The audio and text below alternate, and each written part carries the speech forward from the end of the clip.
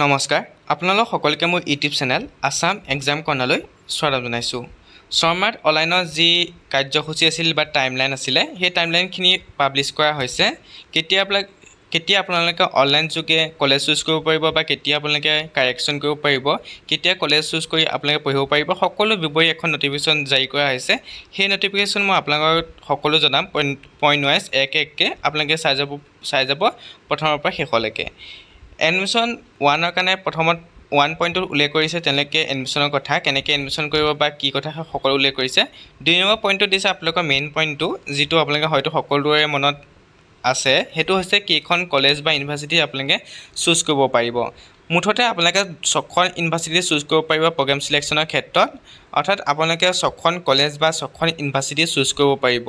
6খন university বা 6খন college choose কৰাৰ পিছত হয়তো আপোনালোকৰ কোনোবা এখনত নামটো অহা চান্স থাকে।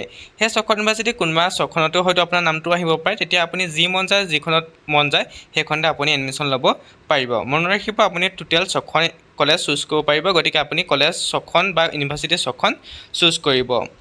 তাৰপিছত তেওঁলোকে কৈছে কিছুমান ডকুমেণ্টছ প্ৰয়োজন হ'ব, সেই ডকুমেণ্টছখিনি আপোনালোকে ৰেডি ৰাখিব। সেইবিলাক হৈছে যিসকলে ফ্ৰী এডমিশ্যন ল'ব বিচাৰে তেওঁলোকৰ 2 লাখতকৈ তলত হ'ব লাগিব প্ৰায় এনুৱেল ইনকাম ঘৰৰ, সেইবিলাক কথা উল্লেখ কৰিছে। আৰু যি আপোনালোকৰ OBC কাষ্ট চাৰ্টিফিকেট, সেইবিলাক যিসকলে OBC বিলং কৰে, SC পৰা বিলং কৰে, তেওঁলোকে সেইবিলাক ৰাখিব। তাৰপিছত উল্লেখ কৰিছে 7 নম্বৰ পৰ্যায়ত যেতিয়া আপোনালোকে এডমিশ্যনৰ লৈ কিবা নটিফিকেশ্যন আহিব বা এডমিশ্যনক লৈ আপোনালোক ছাকচেছফুল হ'ব এডমিশ্যন, তেতিয়া আপোনালোকৰ যি ৰেজিষ্টাৰ মোবাইল আছে বা ইমেইল আছে তাত আপোনালোকৰ মেছেজ যাব। গতিকে সঘনাই আপোনালোকৰ যিটো ইমেইল আছে, যিটো মেইল দিছিলে সেই মেইলটো আপোনালোকে কি কৰিব, চাই থাকিব।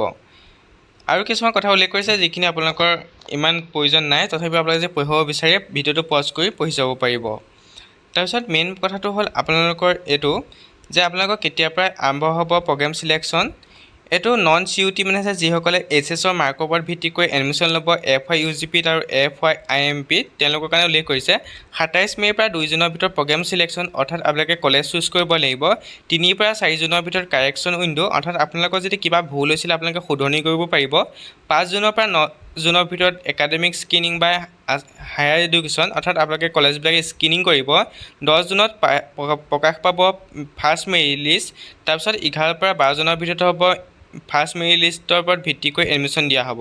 তাৰপৰা 13 তাৰিখে 2 নম্বৰখন মেৰিট লিষ্ট পাব্লিছ হ'ব। যদি ফাৰ্ষ্ট মেৰিট লিষ্টত প্ৰকাশ পোৱা ষ্টুডেণ্টে যদি এডমিশ্যন নলয় তেতিয়া কি কৰা হ'ব, সেই ছিট ভেকেণ্ট থাকি যাব নহয়, সেই ভেকেণ্ট ছিটৰ কাৰণে 13 তাৰিখে আকৌ এখন মেৰিট লিষ্ট পাব্লিছ কৰা হ'ব। সেই 2 নম্বৰ মেৰিট লিষ্টখনৰ কাৰণে 14-15 তাৰিখে আকৌ এডমিশ্যন হ'ব। এডমিশ্যন হওঁতে তাতো যদি আকৌ ছিট ভেকেণ্ট থাকি যায় আকৌ এখন মেৰিট লিষ্ট পাব্লিছ কৰা হ'ব। সেইখন হ'ব থাৰ্ড মেৰিট লিষ্ট, সেইখন হ'ব 16 তাৰিখে। 16 তাৰিখে পাব্লিছ কৰা মেৰিট লিষ্টখনৰ কাৰণে আকৌ এডমিশ্যন হ'ব, সেইটো হৈছে 18-19 তাৰিখে। 18-19 তাৰিখৰ ভিতৰত যদি আকৌ ছিট ভেকেণ্ট থাকি যায় তেতিয়া আপোনালোকৰ আকৌ মেৰিট লিষ্ট পাব্লিছ নহয়, তেতিয়া হ'ব স্পট এডমিশ্যন। অৰ্থাৎ স্পট এডমিশ্যনত আপোনালোকে কি কৰিব পাৰিব, ডাইৰেক্ট কলেজবোৰত গৈ পেলাই অফলাইনভাৱে আপোনালোকে কি কৰিব পাৰিব, এডমিশ্যন ল'ব পাৰিব। তাৰপিছত আহিলে এডমিশ্যন প্ৰক্ৰিয়া শেষ হৈ যোৱাৰ পিছত 24 পৰা 29 জুনৰ ভিতৰত ইণ্ডাকশ্যন প্ৰগ্ৰেম, 5 পৰা 10 তাৰিখৰ ভিতৰত ডেমো ক্লাছ দিয়া হ'ব কলেজবিলাকত। ক'ৰ কলেজবিলাকত কেনেকুৱা ধৰণৰ ক্লাছ কৰা হ'ব, কেনেকৈ কি কৰা হ'ব, ডেমো ক্লাছ দিয়া হ'ব।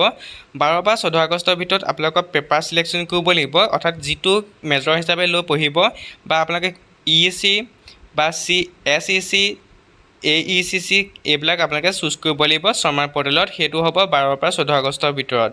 গতিকে আপোনালোকে এইটো মনত ৰাখিব, ডেটকেইটা মনত ৰাখিব। 12 পৰা 14 আগষ্টৰ ভিতৰত আপোনালোকে পেপাৰ চিলেকশ্যন কৰিব লাগিব, অৰ্থাৎ যিটো আপোনালোকে মেজৰ হিচাপে পঢ়িব। তাৰপৰা 16 আগষ্টৰ পৰা আপোনালোকৰ ক্লাছখিনি আৰম্ভ হ'ব। তাৰপৰা আহিলে CUT দিয়াসকল, যিসকলে CUT বেষ্টত এডমিশ্যন ল'ব বিচাৰিছে তেওঁলোকৰ কাৰণে 1 পৰা 2 জুলাইৰ ভিতৰত প্ৰগ্ৰেম চিলেকশ্যন আহিব। 3 পৰা 4 জুলাইৰ ভিতৰত কাৰেকশ্যন উইণ্ড' আহিব। 5 পৰা 8 তাৰিখৰ পৰা একাডেমিক স্ক্ৰিনিং হ'ব। 9 তাৰিখে মেৰিট লিষ্ট পাব্লিছ কৰা হ'ব first. Second merit list publish কৰা হ'ব 12 জুলাইত যদি ছিট ভেকেণ্ট থাকি যায় প্ৰথমখনৰ। আকৌ আপোনালোকৰ মেৰিট লিষ্ট পাব্লিছ কৰা হ'ব থাৰ্ডখন 16 জুলাইত প্ৰিপেৰেশ্যন কৰা হ'ব। আকৌ 17-18 তাৰিখে আপোনালোকৰ মেৰিট লিষ্ট দিয়া হ'ব। তাতো স্পট এডমিশ্যন আছে CUTৰ কাৰণে, সেইটো হৈছে 19 পৰা 20 তাৰিখ। তাৰপৰা 29 পৰা 31 জুলাইৰ পৰা ফাইনেল স্পট এডমিশ্যন হ'ব CUT, বথ CUT আৰু নন CUT। তাৰপিছত কৈছে যে depending on the declaration of CUT result there may be modification, অৰ্থাৎ আপোনালোকৰ CUT ৰিজাল্ট যদি নিদিয়ে সেইকেইটা দিনৰ ভিতৰত জুলাই আগতে, তেতিয়াহ'লে আপোনালোকৰ কি কৰা হ'ব, এইখিনি অলপ মডিফিকেশ্যন কৰা হ'ব বুলি কৈছে CUT কাৰণে, নন CUT কাৰণে নহয়। নন CUT যিখিনি ডেট দিছে সেইখিনি মতে আপোনালোকৰ এডমিশ্যনখিনি হ'ব। এতিয়া এটা কথা হ'ল, যিসকলে CUT দিছিলে, CUT দিয়াসকলৰ হয়তো ছাবজেক্ট বেয়া হৈছে, কোনোবা কমেণ্টত কৈছে যে তেওঁলোকৰ ছাবজেক্ট বেয়া হৈছে, গতিকে তেওঁলোকে SSৰ ওপৰত ভিত্তি কৰি মাৰ্কছৰ ওপৰত ভিত্তি কৰি SSৰ মাৰ্কছৰ ওপৰত ভিত্তি কৰি এডমিশ্যন ল'ব পাৰে। কিন্তু এতিয়াও সঠিক কথা তেওঁলোকে উল্লেখ কৰা নাই, যিসকলে CUT দিছে তেওঁলোকে SSৰ মাৰ্কছৰ ওপৰত ভিত্তি কৰি এডমিশ্যন পাব নাই। হয়তো আপোনালোকৰ যেতিয়া শৰ্মাৰ পৰ্টেলত অনলাইন আহিব তেতিয়াহে কথাটো ভালদৰে গম পোৱা যাব যে আপুনি CUT দিয়াৰ পিছতো SSৰ মাৰ্কছৰ ওপৰত ভিত্তি কৰি এডমিশ্যন ল'ব, ডিগ্ৰীত এডমিশ্যন ল'ব পাৰে নে নোৱাৰে। অৰ্থাৎ আপুনি CUTটো হয়তো তেতিয়া বাদ দিব লাগিব, হয়তো CUT তথ্য আপুনি পূৰাব নালাগিব, তেতিয়া হয়তো আপোনালোকে SSৰ ওপৰত ভিত্তি কৰি হয়তো নাম লগাব পাৰিব। অৰ্থাৎ আপুনি CUT কোনো ইনফৰ্মেশ্যন দিব নোৱাৰিব, তেতিয়া হয়তো আপোনাৰ CUT যি এক্সাম আছে বা CUT যি পৰীক্ষা আছে সকলো কেঞ্চেল কৰি দিয়া হ'ব পাৰে। সেইটো হয়তো আপোনালোকৰ প্ৰগ্ৰেম চিলেকশ্যনতে গম পোৱা যাব, যিটো আপোনালোকৰ 27 মে'ৰ পৰা ষ্টাৰ্ট হ'ব নন CUT কাৰণে। তেতিয়া CUT দিয়াৰ আগতে চাব 27 তাৰিখে আপোনালোকৰ কি আহিছে, তেতিয়া আপোনালোকে গম পাব। তাৰপৰা আহিলে 1 পৰা 3 আগষ্টত ইন্ট্ৰডাকশ্যন প্ৰগ্ৰেম, এইবিলাক আপোনালোকৰ কলেজবিলাকত হ'ব। 5 পৰা 10 আগষ্টত ডেমো ক্লাছ, 12 পৰা 14 আগষ্টত প্ৰিপেয়াৰ কোৰ্চ চিলেকশ্যন শৰ্মাৰ পৰ্টেলৰ যোগেদি, 16 আগষ্টত পেপাৰ ৱাইজ, কোৰ ৱাইজ, ডিচিপ্লিন ৱাইজ এইবিলাক আপোনালোকৰ ইন্ট্ৰডাকশ্যন কৰা হ'ব। 5 পৰা 10 তাৰিখে আপোনালোকৰ AEC, SEC, VSC কোৰ্চবিলাকৰ বিষয়ে আপোনালোকৰ কলেজবিলাকে জনাব। গতিকে আপোনালোকৰ 27 তাৰিখৰ যি প্ৰগ্ৰেম চিলেকশ্যন আছে সেই প্ৰগ্ৰেম চিলেকশ্যন কৰিব, 6খন কলেজ চুজ কৰিব পাৰিব। কলেজ চুজ কৰাৰ পিছত মেইল লিষ্ট পাব্লিছ কৰা হ'ব ডেট মতে, সেই ডেটকেইটা আপোনালোকে খালি মনত ৰাখিব। এইখিনি আছিলে শৰ্মাটোক লৈ দিয়া নটিফিকেশ্যনৰ তথ্য, গতিকে আপোনালোকে কথাখিনি মনত ৰাখিব আৰু ভালকৈ পঢ়ি চাব। ভিডিঅ'টো পষ্ট কৰি যদি আপোনালোকে পঢ়িব বিচাৰে, মই কৈছে যিসকলে ফ্ৰী এডমিশ্যন ল'ব বিচাৰে তেওঁলোকে 2 লাখতকৈ তলত ইনকম থাকিব লাগিব, ঘৰৰ ইনকম, তেতিয়াহে আপোনালোকে ফ্ৰী এডমিশ্যন ল'ব পাৰিব। তাৰ কাৰণে আপোনালোকৰ যি ইনকম চাৰ্টিফিকেট, ইনকম চাৰ্টিফিকেট 2024-25 হ'লে নহ'ব, হয়তো 23-24 হ'ব লাগিব, নহ'লে আপোনালোকৰ এডমিশ্যন লোৱা আগতে শেষ হ'ব লাগিব। যিটো ইনকম চাৰ্টিফিকেট আছে সেইখন তেনেকুৱা হ'ব লাগিব, হয়তো 24 চনৰ হ'ব লাগিব, নহ'লে 23-24 হ'ব লাগিব, হয়তো 25 চনৰ হ'লে নহ'ব হ'ব পাৰে। সেইটো কথা তেওঁলোকে গম পাব কেনেকৈ কি কৰা হয়, হয়তো 24ত এতিয়া উলিয়ালেও হ'ব বা আগৰ পিছতো উলিয়ালেও হ'ব বুলি মই ভাবোঁ। কিন্তু আপোনালোকৰ হয়তো যেতিয়া আপোনালোকে এডমিশ্যন ল'ব বিচাৰিছে, গতিকে আপোনালোকে এতিয়া উলিয়াই থওক আপোনালোকৰ যিখন ইনকম চাৰ্টিফিকেট। যদি ফ্ৰী এডমিশ্যন ল'ব বিচাৰে, হয়তো পিছত এডমিশ্যনৰ সময়ত আপোনালোকে এপ্লাই কৰিবলৈ গ'লে হয়তো বহুত দেৰি হৈ যাব, গতিকে আপোনালোকে এতিয়াই আপোনালোকৰ যি চাৰ্টিফিকেট আছে বা যি ডকুমেণ্ট আছে প্ৰয়োজনীয়, সেই ডকুমেণ্টখিনি ৰেডি কৰি ৰাখক, কাৰণ এতিয়া আপোনালোকৰ যিটো 27 তাৰিখৰ পৰা প্ৰগ্ৰেম চিলেকশ্যন আছে, গতিকে প্ৰয়োজন হ'ব প্ৰত্যেকটো ক্ষেত্ৰতে, গতিকে সেই সময়ত আপোনালোকে বনাবলৈ একো নথব। এইখিনি আছিলে শৰ্মাটোক লৈ তথ্য। যেতিয়া আপোনালোকক প্ৰগ্ৰেম চিলেকশ্যন আহিব, মই প্ৰগ্ৰেম চিলেকশ্যন কৰি আপোনালোকক দেখুৱাম ষ্টেপ বাই ষ্টেপ।